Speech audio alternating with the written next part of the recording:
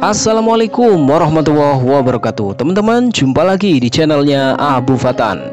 Di minggu pagi, minggu yang ceria, agak sedikit mendung-mendung gimana ya. Di tempat saya habis hujan nih teman-teman. Apakah di tempat kalian juga hujan? Mudah-mudahan semuanya dalam keadaan sehat walafiat. Yang lagi sakit, mudah-mudahan bisa cepat pulih biar bisa beraktivitas lagi. Yang sedang berlibur di hari Minggu ini, saya ucapkan selamat berlibur, mudah-mudahan liburannya menyenangkan. Karena hari ini hari Minggu, saya mau mengecek kandang lakbet saya sekaligus mau perawatan harian untuk lakbet-lakbet yang sedang diternak atau di breeding. Buat teman-teman para peternak pemula yang sedang ingin belajar ternak lakbet, tetap semangat, mudah-mudahan bisa memperoleh hasil yang maksimal. Ikutin terus channel ini biar bisa mengambil manfaat atau pelajaran di dalamnya. Jangan lupa subscribe, like, dan komen. Silahkan di-share kalau info ini dirasa bermanfaat.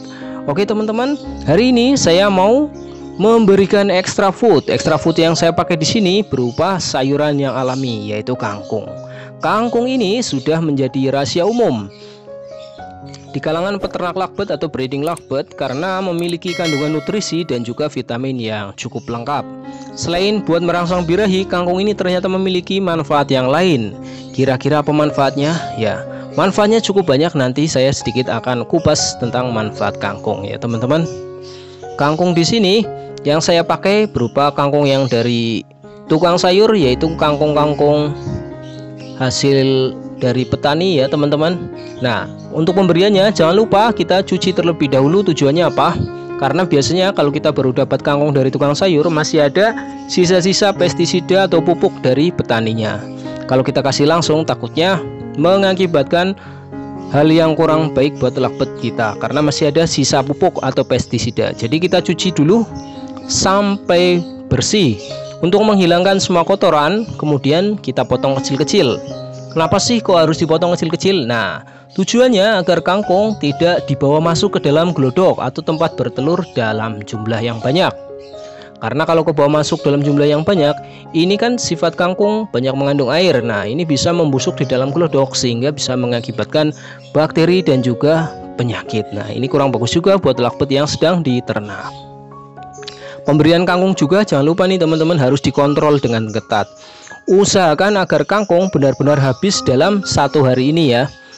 Jadi kalau misalnya hari ini ada sisa, harus dihabiskan ya, jangan sampai nyampe besok masih ada sisa. Jadi sisa itu harus kita buang, tujuannya agar kangkung tidak membusuk. Kita ganti dengan kangkung yang baru. Intinya satu hari harus ganti nih teman-teman, karena sifat kangkung itu mengandung kadar air yang cukup tinggi sehingga kangkung cepat busuk kalau sudah lewat sehari. Kalau sudah busuk, kemakan lakbet tentunya ini kurang bagus juga buat kesehatan lakbet yang sedang diternak. Oke ya teman-teman. Nah, untuk pemberiannya juga nggak perlu tiap hari. Kenapa? Karena kangkung mengandung kadar air yang cukup tinggi sehingga kalau dikonsumsi tiap hari takutnya lakbetnya bisa jadi mencret ya. Kalau di saya pemberiannya seminggu cukup 3 kali saja nih teman-teman, atau 3 hari sekali untuk dosis pemberian kangkung itu sendiri. Nah, kira-kira apa sih manfaat kangkungnya? Seperti tadi yang saya bilang, kangkung mengandung nutrisi yang cukup lengkap yang dapat meningkatkan birahi lakbet yang sedang diternak. Indukan-indukan yang diberikan kangkung terbukti nih birahinya dapat meningkat sehingga dia akan cepat kawin dan juga produksinya lancar. Salah satu fungsi kangkung yang pertama yaitu untuk meningkatkan birahi lakbet yang sedang diternak. Namun jangan lupa nih teman-teman, pemberian kangkung juga harus disesuaikan dengan kebutuhan lakbet itu sendiri, karena kangkung memiliki kadar air yang cukup tinggi. Jadi seperti tadi yang saya bilang, kalau dikonsumsi terus-terusan takutnya bisa mencret ya. Asal dosisnya tepat, maka kangkung itu sangat bagus buat lakbet yang sedang diternak. Selanjutnya, fungsi kangkung juga dapat memperlancar pencernaan.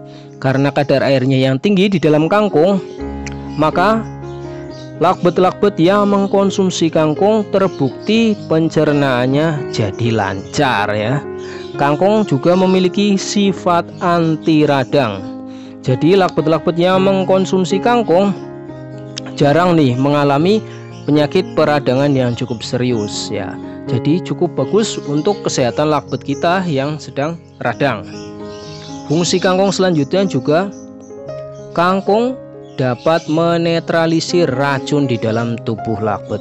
Kok bisa? Bagaimana? Nah, ini dia. Lakbet-lakbet yang mengkonsumsi kangkung secara teratur ini dapat mempunyai kemampuan yang bagus saat mengalami keracunan akibat dari pakan atau minuman yang dikonsumsi di dalam kandang. Jadi pakan-pakan yang misalnya tercampur dengan bakteri atau kotoran, dia kemakan oleh lakbet itu sendiri, maka lakbet dapat menetralisir racun yang masuk lewat pencernaan ya.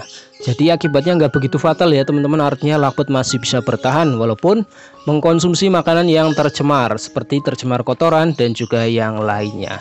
Nah, berarti intinya fungsi kangkung itu sendiri kalau kita lihat dari penjelasan tadi tidak cuma hanya untuk merangsang birahi lakbet, tetapi kangkung memiliki fungsi-fungsi yang lain yang sangat bagus buat lakbet yang sedang diternak, asalkan dosisnya tepat dan juga pemberiannya benar.